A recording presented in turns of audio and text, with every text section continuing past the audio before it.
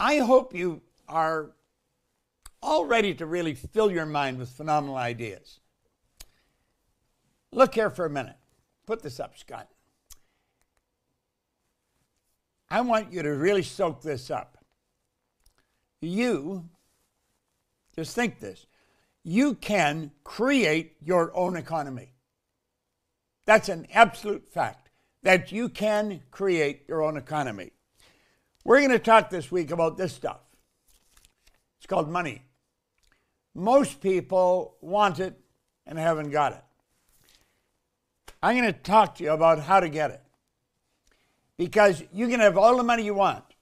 A man sat down with me in 1961 and he put an R on a sheet of paper. Then he put 3 letters down beside it. And he said, Bob, let that R represent results, and the H and W's, that's happiness, health, and wealth. Then he asked me, he said, do you think I'm a happy guy? I thought, yeah, pretty happy. I said, he said, have you ever seen me sick? I had to admit I hadn't. He said, have you ever seen me when I was broke? Had to admit I hadn't. This guy always had a roll of this stuff. Always. And that was the first thing that caught my attention because I never had any. Now, this is in 1961. Gas, you could buy gas 40 cents a gallon. So I was always looking for $2 to get some gas. We'd always buy 5 gallons of gas. Never filled the tank up. Never had enough money to. I was always broke. And he said, why don't you change your results? He said, you're going to be one of the most miserable people I've ever met. And I was an unhappy guy. He said, you're always sick and you're always broke. Now, he was being kind. I was actually earning $4,000 a year at the time, but I owed $6,000. I owed everybody and his brother money. And I could never pay them because I never had any money. I'd get paid, it'd all be gone. And he said, why don't you change that? It never entered my mind that I could. It really didn't. And I think there's a lot of people like that. We'd get up, just go to work, and hope things would get better. He said, do you ever read anything? And I said, no, I can't read. Now, that wasn't true. I could, not well, but I could. I've since found out I read about as well as most people. Most people read at about a grade 7 level. And that's because we learned to read by the time we're in grade 7, and we never improve upon the skill from that point on. Well, he said, why don't you take this book and read it? This is Think and Grow Rich. Then he told me, he said, if you read this book every day, do exactly what I tell you, you can have anything you want. Well, I did not believe that. But you know something? I believed he believed it. And so I decided I was going to listen to him and follow his instruction. Well, 1 year later, I was earning $175,000 a year. Now, I wasn't actually earning $175,000 a year. I was earning $12,500 a month. But if you annualize that, that's $175 a year. So the year had passed, and I wasn't at 175, but I was, heading towards that. And I had no idea what was happening. Now, there's a couple of lessons here. One, he said, do you have a goal? Now, this is before anything happened. And I said, no, I don't have a goal. I have carried, ever since that day, I have carried a goal card with me every day. Every day. And I've got an empty one. Every time I meet somebody and I find out they don't have a goal, I give them one. On one side of this goal card, it says, this great dream, this surging, dynamic thing, invisible to all the world, except to the person who holds it, is responsible for every great advance of humankind. That was written by Earl Nightingale. That's on one side of the goal card, and then you're right, you're going on the other side. Well, I wrote I wanted to have $25,000 by New Year's Day of 1970. I wrote that on in 1961. I didn't believe it would happen. And I didn't believe it would happen at all. But I've carried that in my cart, or in my pocket. Not that particular goal, but that was the one I was carrying then. And when I started to read it, he said, read that every day. So I started to read it, and what happened was I started to hear people talking about earning money. I never heard them talking about earning money before. All I was ever talking about was debt.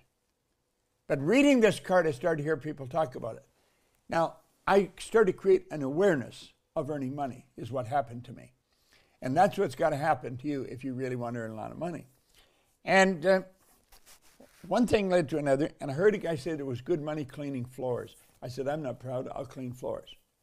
So I started to clean one office, $15 at a time to wash the floor, washed it twice a month, $30 a month. And then I got another office to clean at $65 a month. Now I'm up to $95. That was a lot of money. See, I was only earning $400 a month. Now I've got an extra $100 coming in. Well, you know, at the end of the year, I was at $12,500 a month. It was absolutely incredible. Now, I'm just shortcutting this whole story, but 5 years later, I was doing a lot more money. I was doing over $1 million a year. Now, I was earning all this money, and I had absolutely no idea what happened to change me. See, I was doing the right thing, but I didn't know what I was doing. I wasn't paying attention to what I was doing. I was just doing it. But I wasn't charting it and looking it down. Well, this is how you change. My life had really changed. I had offices, to clean offices in Toronto, Montreal, Boston, Cleveland, Atlanta, and London, England. I'm over there, and I'm earning over $1 million, and I've just thrown it all over the place. I go down to Playboy on Park Lane, right beside the London Hilton, play roulette. I didn't care if I lost, and as a result, I usually won. One day, I thought, what the heck happened? How did my life change so dramatically? And I didn't know. I did not know. But I felt like I was being irresponsible. And I thought, I'm going to figure out why my life changed so much. My life changed so dramatically. Do you know, it took me 9.5 years. And when I figured it out, all I wanted to do was teach this to other people. And that's what I've been doing ever since. Now, I want you to look at all these words, because that's what we're going to cover here this week. We're talking about money. We're going to get into paradigms, understanding the mind, perception, decision, attraction, discipline, service. We're going to get into mind and paradigms today. But I want you to look at that. Pay real close attention to that. Because this week, that is what I'm going to teach you. I am going to teach you exactly how to change your life from where you are to where you want to be. And I'm going to get you to remember it. I'm going to get you to remember how you changed. You see that there? Dad's money pump. Dad's money pump. Now, why would I put that? It sounds so ridiculous. I put it there deliberately. I wanted it to be ridiculous. I have worked with Harry Lorraine, who has the best trained memory in the world. Harry's still living. He's 95 years old. I'll soon be 95 years old myself. But at any rate, Harry's 95. He was the best trained memory in the world. And he said, to develop your memory, it's ridiculous association. Ridiculous association.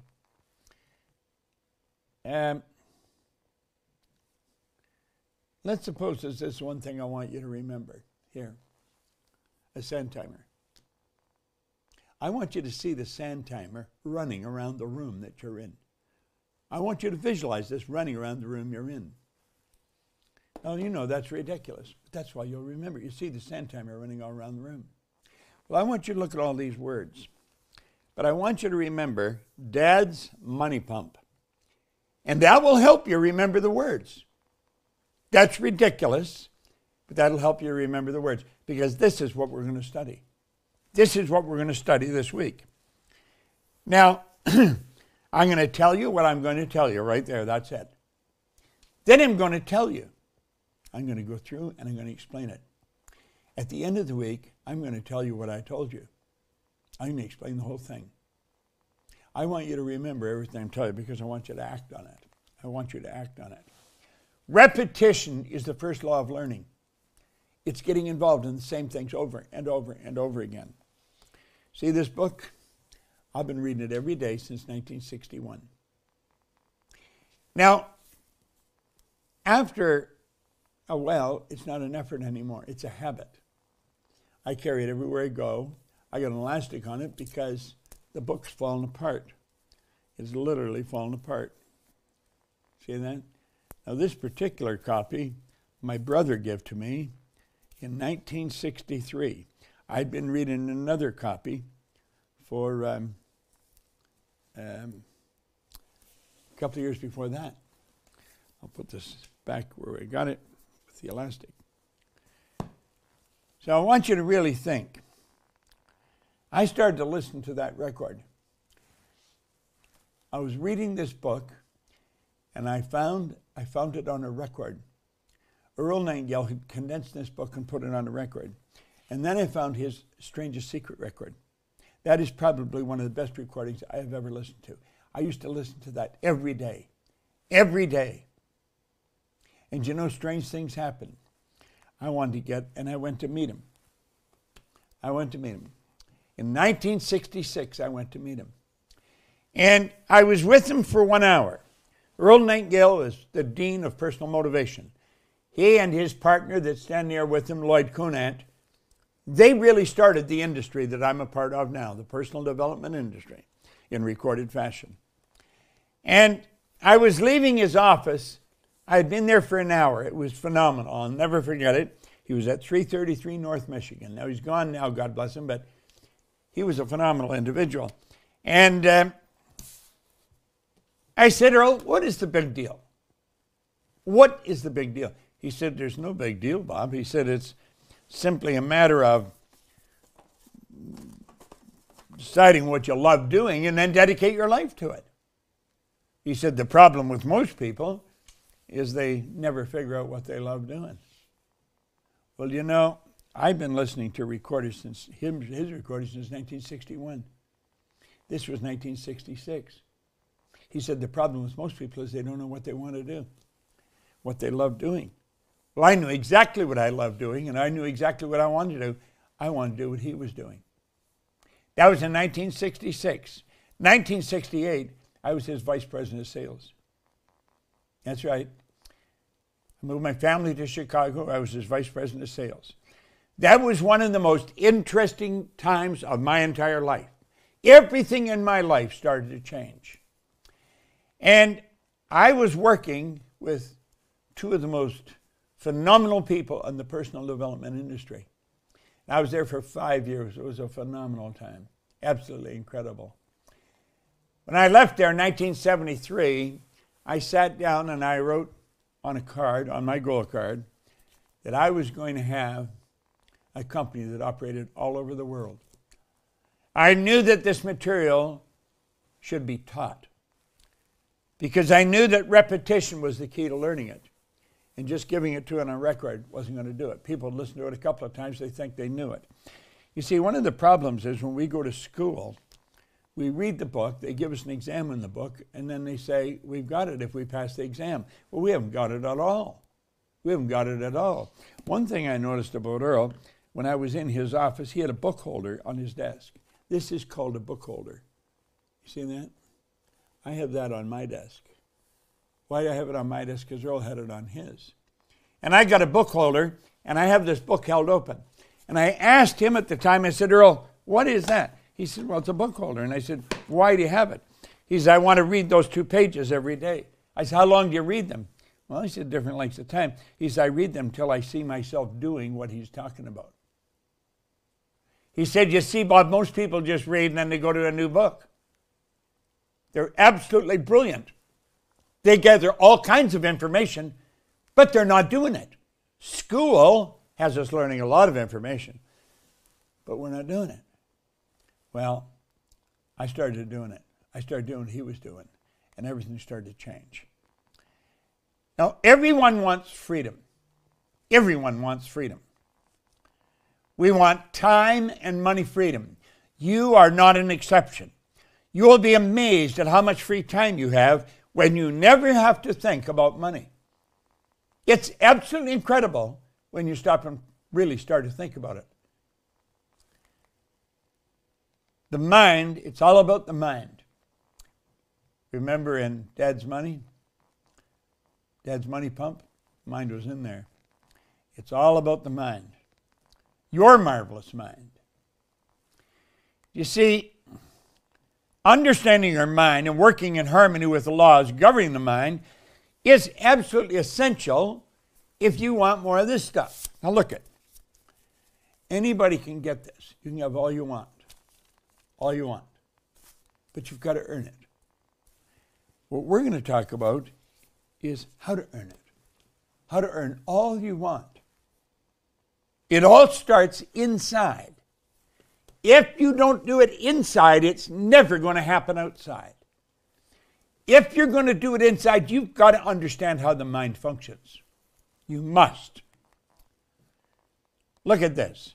Success is 5% strategy, 95% mindset. Now, I didn't always know that. I was sitting with a woman. She's a distributor, consultant of ours, Catherine Weischuppel in Germany. I remember I was interviewing her. Gina, my assistant, was sitting with me. She was taking notes. And Catherine said, success is 5% strategy, 95% mindset. I'd never heard that before. I thought about it and I thought, you know something, she's right. That resonated with everything in my mind. It felt perfectly comfortable. 5% strategy, 95% mindset. Well, there's the man that really made an enormous difference in my life, and I met him after I started with Gil Conant, because he's the one that really taught me what I know about the mind, to start off. I had an enormous amount. Keep in mind, I had started studying this in 1961. I was addicted to studying this because I knew that the secrets in life were tied up in these books. In fact, you can have anything you want by getting into enough books and getting enough of the information. Val Vanderwall sat down with me and he said, Bob, most people have no idea how the mind works. Val's gone now. That's a picture of him taken at the $1 Million Forum. The $1 Million Forum is something I started with Mark Victor Hansen, Bernie Torman, Jack Canfield. We were teaching people how to earn $1 million by setting up multiple sources of income. We'll talk about that this week. And in fact, that's where Mark and Jack started Chicken Soup for the Soul in there. But Vanderwall, he sat down with me and said, I'm going to show you something about the mind. And he talked about a man that he had worked with, got to know. And he said, I want you to look at the mind, and I want you to look at your mind and at your paradigms. Because he said paradigms, Bob, are controlling your life. And he said there was a doctor in 1934, a Dr. Thurman Fleet, who was very involved in the healing arts. He stated the mind is an activity, it's not a thing. No one has ever seen the mind. In order to gain clarity and eliminate confusion, he said, I'm going to create an image of the mind. No one has ever seen the mind. Now think of this for a moment. A lot of people believe that the mind is the brain. The mind is not the brain. The brain is not the mind any more than your hand is. The brain is an electronic switching station. The mind thinks, it activates brain cells. That's what thinking is. It's mental activity. And as you activate the brain cells, you alter the vibration that this instrument, our body, is in. And when it alters the vibration, you change what you attract into your life. Well, this good doctor said, there's a problem in the healing arts. He said, we're treating the body for disease. And he said, we're treating symptoms. We're not treating the cause of the problem at all. If you're going to treat the cause of the problem, the cause starts in the mind. You're always working from a higher to a lower potential. Think of this for a moment. No one knows what electricity is. No one. No one alive knows what electricity is. But we do know if you're working with electricity, you must work from a higher to a lower potential. Always. And if you try and go contrary to that, you'll get no use out of the electricity. You must work from a higher to a lower potential. The only limit on the electricity, we say this is electricity, the lights. That's an expression of electricity. And the only difference here The difference in expression of electricity is the size of the light bulb. Put in a bigger bulb, you have a greater expression, more light. The only limit to the mind is on the body. It's the limit that's placed on the form through which it flows, the body. So he said, I'm going to make a picture of the mind. And he said, I want that to represent the mind. And he started to talk about it. He said, that is the conscious mind. That is the subconscious mind. And this is the body. Now, if you want to earn money, you must understand how the mind functions. Because it's the mind that attracts this stuff. This doesn't happen by accident. You see, a lot of people believe that you got to be really smart to earn a lot of money. You don't have to be really smart to earn a lot of money at all. I wasn't very smart and I was earning over $1 million a year. You don't have to be smart to earn money. You'll find people leaving the most prestigious universities in the world with degrees coming right off the end of a business card. And they're broke and they don't know how to earn money. Being smart isn't it. You have to be aware. There's a big difference. You see, we have got lost and fallen in love with developing the intellect. We want to develop awareness.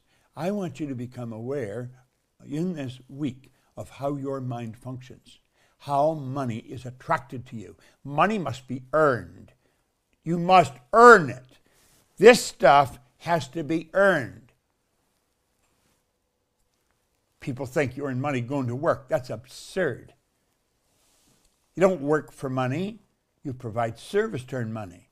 Now, the drawing you see there is, without question, the most valuable idea I have ever learned. The conscious mind, the subconscious, and the body. The body is the instrument of the mind. So let's look at it. It's essential you gain an understanding of this. Your conscious mind is interesting. It's very interesting. So is the subconscious and the body. The conscious mind is your thinking mind. They're thinking. See, there's a power that flows to and through you. There's a power flowing into your consciousness right now. It's flowing into your mind right now. A phenomenal power. Spirit, energy is flowing into your conscious mind. And you think. And you have, that's your educated mind. That's where you start to gather all kinds of information. That's where your intellect is resident. Do you know what your intellectual factors are? Most people don't. We're going to talk about that. We're going to talk about the power that you've got locked up there in your conscious mind. It's absolutely incredible. That's where the intellect is resident. Now, the subconscious operates quite different than the conscious mind. The subconscious mind is your emotional mind. It's totally different than the conscious mind. See, the conscious mind has the ability to choose. The subconscious does not. Conscious mind has the ability to choose. The conscious mind can accept or reject. The subconscious mind cannot do that. The subconscious mind can only accept. It has absolutely no ability to reject. And the subconscious mind has no ability to originate. Your conscious mind has the ability to originate. You're a creative being. You can originate ideas. Now, your subconscious mind must accept anything you turn over to it. See, the conscious mind chooses, the subconscious must accept it. And the only way to get to the subconscious is through the conscious. There is no other way to get to the subconscious mind except through the conscious. Your subconscious mind cannot reject. I'll tell you something else. It has no ability to determine what's planted in it. Your imagination is phenomenal. Your subconscious mind must determine, or cannot determine, the difference between what's real and what you've imagined. You have the ability to imagine beautiful ideas. You can imagine your life in a certain way, and if you get emotionally involved and stay feeding that idea, it has to happen as sure as it's dark out tonight. Now, watch this information. This is on the mind. Now, I think you know you're not going to devour all this all at once. You're just not going to do it. Now, let's look. With that information I've given you, let's look here. There's the conscious mind. There's you today. You're getting information from social media, from other people, from Netflix, from podcasts. It's pouring into your conscious mind. And because you have the ability to think, remember I said you could accept or reject it? Most of that information that's coming at you is negative information. You got the ability to reject that. Just say, get out of here. Now look, you can say, I'm not accepting it. Get out of here. But you know something? Most people don't do that. What happens? Well, the truth is they're not thinking. And because they're not thinking, their mind's wide open. What did we say about the subconscious? It had no ability to reject. See, your subconscious mind is immoral. It's like the earth. You can plant anything in it you want, and it cannot reject it. Your subconscious mind is very powerful. And look at this. Why is it left like that? That's the paradigm. You're literally programmed to leave your mind wide open. How did that happen? Well, let's take a look at how it happened. Let's close the window on this for a moment and go over here. Now look at here. You said this is you today. We're going over here. This is you as an infant. I want you to think of babies. I have great-grandchildren today, and that's the way they arrive on the scene. Their mind is wide open. Everything that's going on around them is going right into their subconscious mind. It just keeps dumping into their subconscious mind. And you know something? That's how the paradigm's formed. Now, let's take a look at the paradigm for a moment. The paradigm enables you to eat. The paradigm enables you to get dressed. It enables you to drive a car. It enables you to do all kinds of things. It enables you to do almost everything you do. The paradigm is a program that controls your behavior. It controls almost all of your habitual behavior. And that paradigm controls the language we speak. See, we learned to speak a language before we could even talk. We were learning the language. That language is just stuff pouring into our subconscious mind. You very likely like the food your parents liked. Almost everything we do was programmed in at an early age. Now look at this. Here we are here, 20, 30, 40 years later doing the same damn thing. It's almost inconceivable that people would be doing what they were programmed to do as infants, but they keep living that way. You see, a paradigm is a mental program that has almost exclusive control over our habitual behavior. And almost all of our behavior is habitual. So let's go back and look at it again for a moment. Here we are as infants. I want you to think of when you were an infant. Was there a lot of this stuff around? Was there a lot of money? Did you live very well? Now you probably be thinking, well, we live fairly well, yeah. Was there an abundance of money? I mean, could they get anything they want? Probably not. You see, our situation, our financial situation, has usually been programmed at that point right there as little children. Now, this is rather wild, but it's also true. As strange as it is, that's the way it works. We've been programmed at a very early age. And here we are here, years later, same thing. Let me give you an example. When I first met Linda, it was 40 years ago. And she was out shopping for food one day, and she said, what would you like? I said, I'd like some turnip. She said, turnip? What's that? Well, I said, tried to explain it to her. Oh, she said, we don't eat that. We feed that to the pigs. I said, really?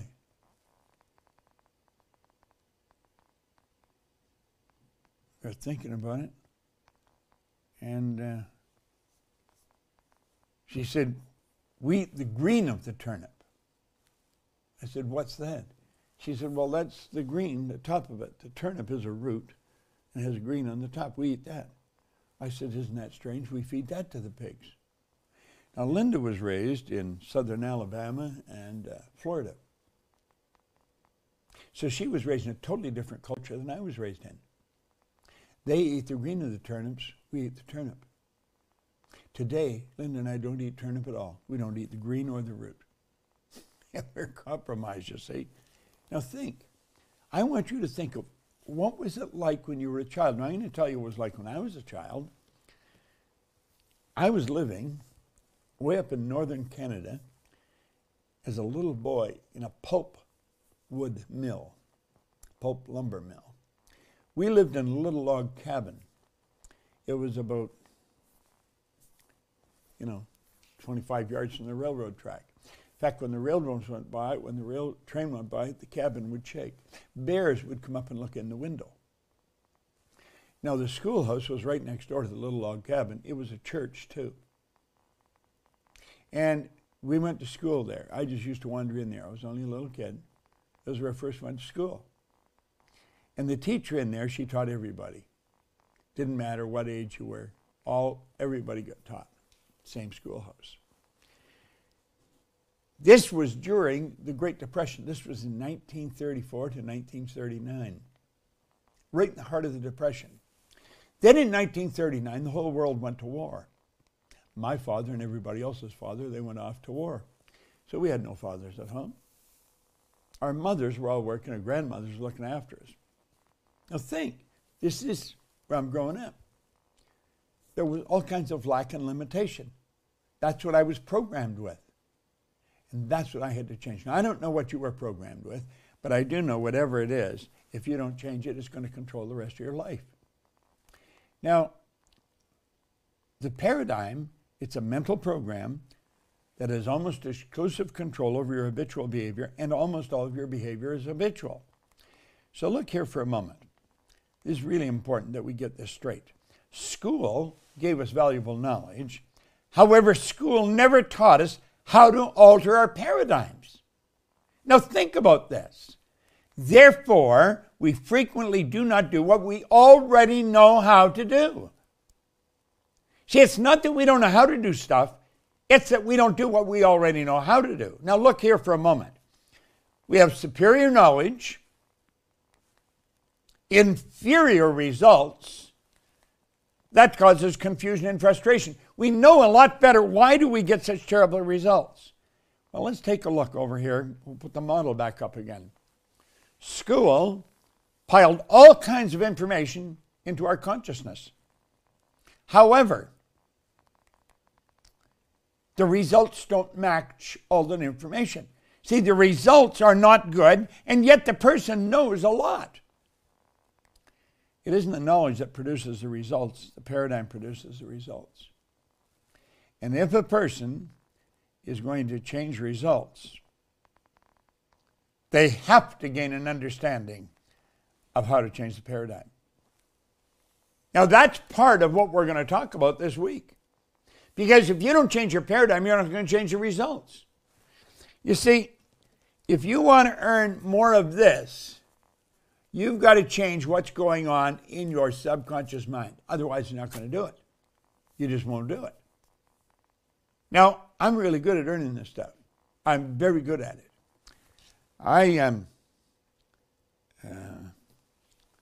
I've been studying this for a long time. And if you want to change your results, you've got to change that paradigm. It's essential. And most people don't know that. Now, let's take a look at what your paradigm controls. It's very important you really study this. Your paradigm controls your perception. You go back to Dad's money again, that was one of the P's. Remember we said Dad's money pump? Well, that was one of the P's, is perception. When you change your perception, everything begins to change. Everything. You change the way you look at something, what you look at is going to change. Perception controls all kinds of things. Most people never really stop and think that. When you start to change your perception of this, you see what you're looking at here is paper, it's money. That, 3 $100 bills, okay? It's paper. This is not money. This represents money. This is an instrument that represents money. Money is an idea. It's an idea. It's a medium of exchange that we trade for other people's products or services. And if we want more money, we can earn it. It is not that hard. The earning of money is it's governed by an absolute law. Think this whole universe operates by law. Winter never follows winter. If I drop this, it's going to go down. It cannot go up. That's an absolute law. The night always follows the day. That's a law. The laws of the universe are precise. We talk a lot about the laws of the universe here at the Proctor Gallagher Institute. Your perception of a situation controls what's going on inside. Your perception of this and how to get this, how to earn this, and earn it in abundance has to change if you really want to earn more money. Perception. Your paradigm controls your use of time. Do you know that everybody gets exactly the same amount of time? We get all there is. So it's what we do with our time that really makes a difference. Now think of that. I'll give you, here, let's shift our perception on time. Let's suppose that you studied this for 1 hour a day. Just 1 hour. You got 24 of them. Just 1 hour. The man that gave me the book suggested that. He said, do you know that that is 9 40-hour weeks in a year? Study how to earn money for 1 hour a day. That's 9 40-hour weeks of concentrated study a year. 9 40-hour weeks. If we learn how to utilize our time, time cannot be managed. It cannot, only activities can be managed. Time cannot be managed, but it can be wasted. Creativity. Do you know that when I left public school, my school teacher, Miss Strawn, God bless her, she'd be long gone now, but she said to me, Bob, where are you going? And I said, I'm going to Melbourne Collegiate. Oh, Bob, don't go there. Go to Danforth Tech, Bob, and get a trade. You'll never do well in business. So what I know, I mean, this is Miss Strawn. She's like God. So off I go. Danforth Tech. I was only there a month. I shoved my thumb into a bandsaw. I cut the end of it off. They had to sew it back on. Do you know, whenever it's cold, that thumb hurts still. 80 years later, it still hurts. I am extremely creative. Very creative. But for years, I didn't know that. Do you know that you're creative? You are very creative. I don't know if you're developing your creativity or utilizing it. You are God's highest form of creation. Your effectiveness, you know, your mind controls your effectiveness. And your effectiveness controls your productivity. You can become much more effective at everything you do if you make up your mind to do it. I am forever thinking, how can we do it bigger? How can we do it better? How can we do it faster? Because the way is here. Just stop and think of these things. My goodness, it was just somebody's thinking. It was an idea. And look at it today. I can just press a button.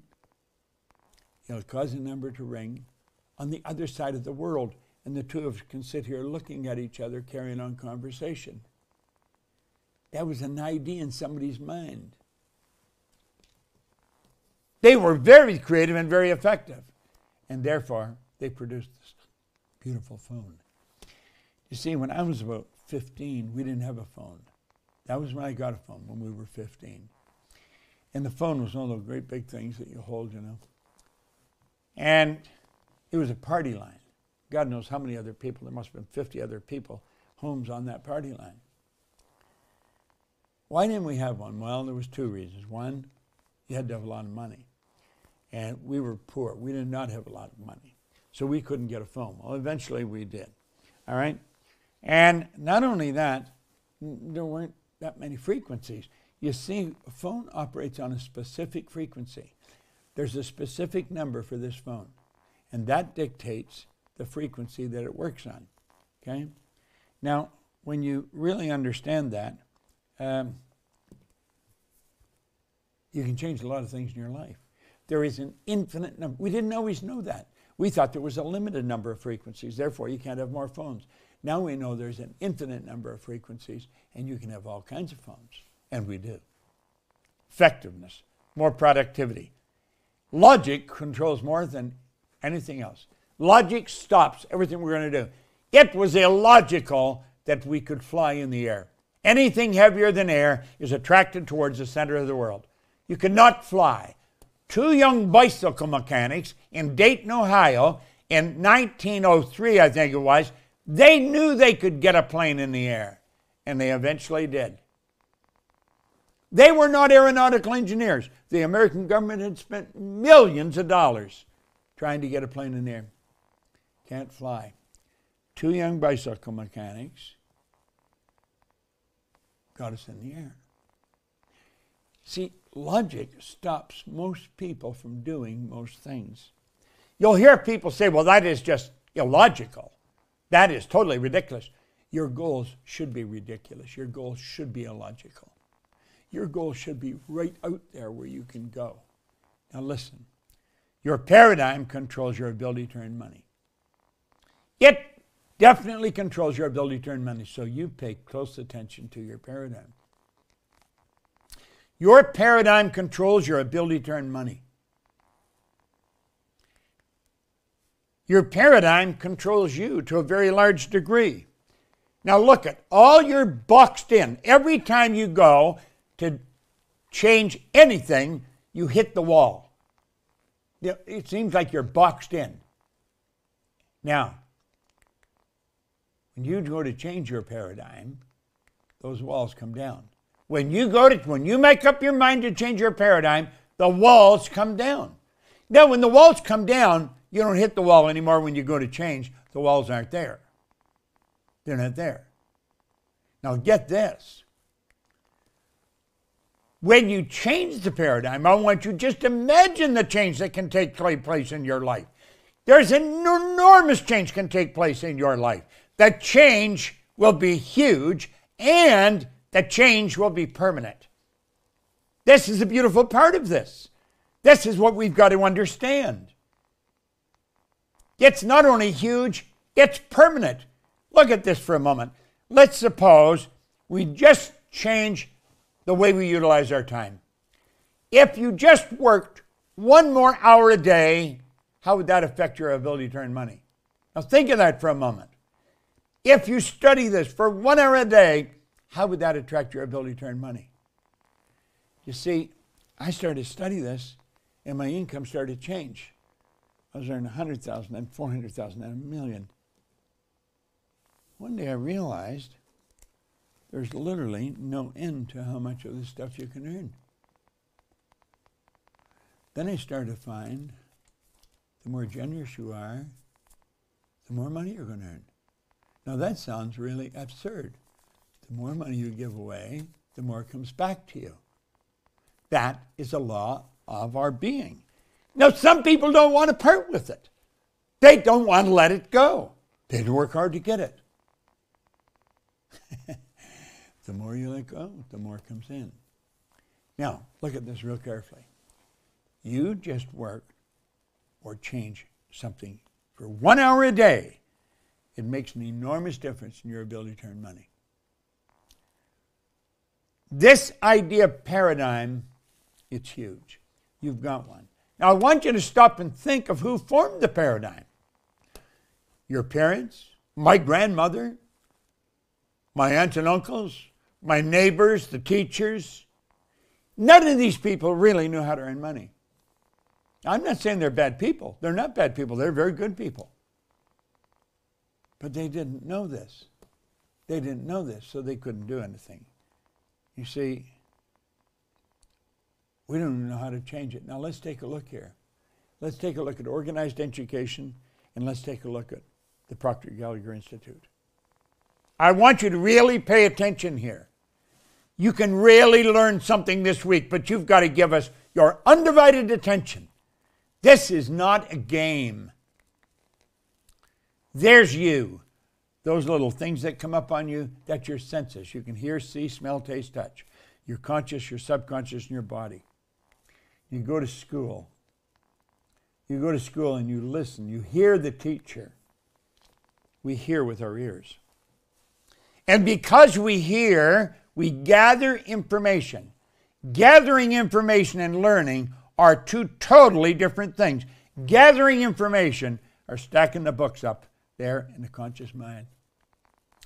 Then periodically, as you go through the year, they come up and they give you a test. They want to find out how much you know. And they give you a test. They ask you questions. If you answer the questions right, you pass. You win. You get an education. And they call that an education. It is not an education. It's gathering information. We treat education as if it's something you can fill up and put a cap on. You can't do that. That is not knowing. It's not knowing. Now let's take a look at what learning is. You don't learn by just hearing it. You've got to really listen, and you listen with your emotional mind. When you listen, that's when you learn. See, learning is when we consciously entertain an idea. That's what you're doing right now. Then get emotionally involved with these ideas. When you get consciously and emotionally involved, you're going to act on the idea. And when you act on the idea, you're doing it, so you change the result. It's because of what you do, and the results change. When the result changes, that's feedback to your consciousness. You learned.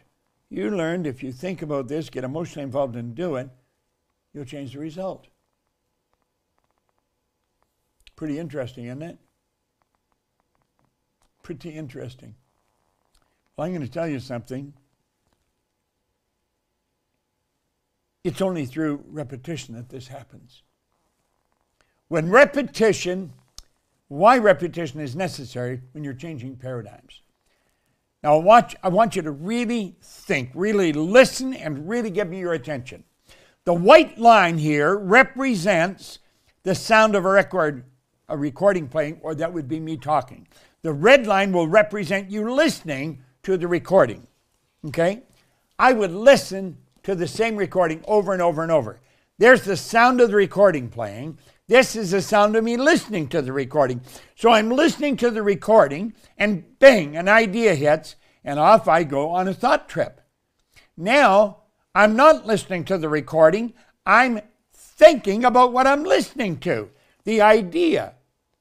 So as I'm up there playing with this idea, the sound still plays. Do you notice the white line's still going underneath? And then I quit thinking about that idea, and I come down and I start listening again. Then I go along and bang, another idea hits, and off I go on another thought trip.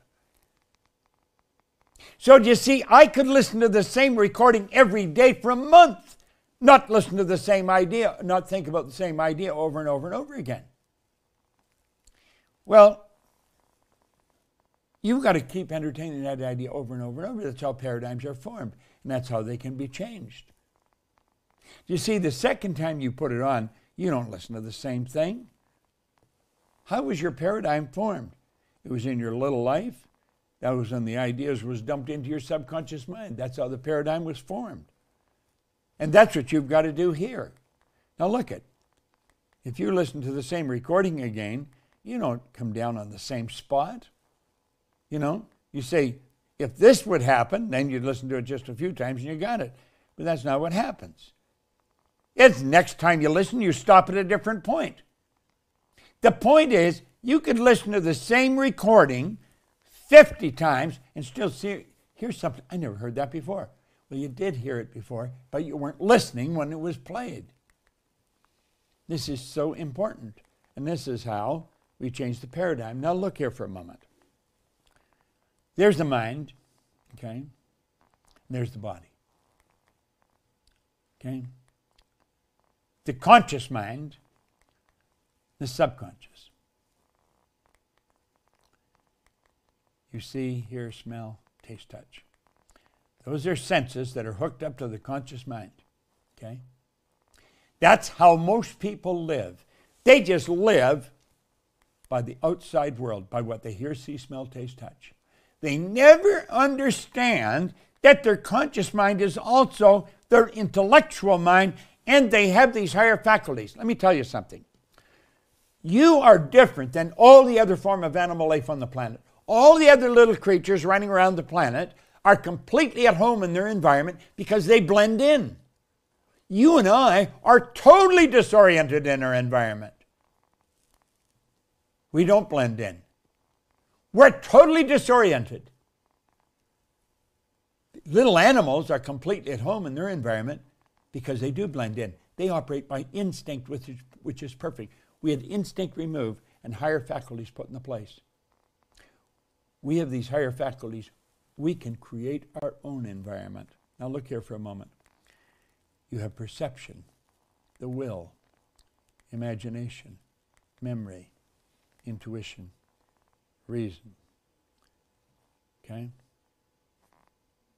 These are enormous, powerful parts of our personality. We were taught nothing about these. You got nothing about these in school. And you know something? They're all sitting right here in our conscious mind, waiting to be utilized. Now, if you really want to earn a lot of money, you're going to have to start using those faculties. Now, all week we're going to be teaching you more about the mind, and the objective is to teach you how to earn this stuff.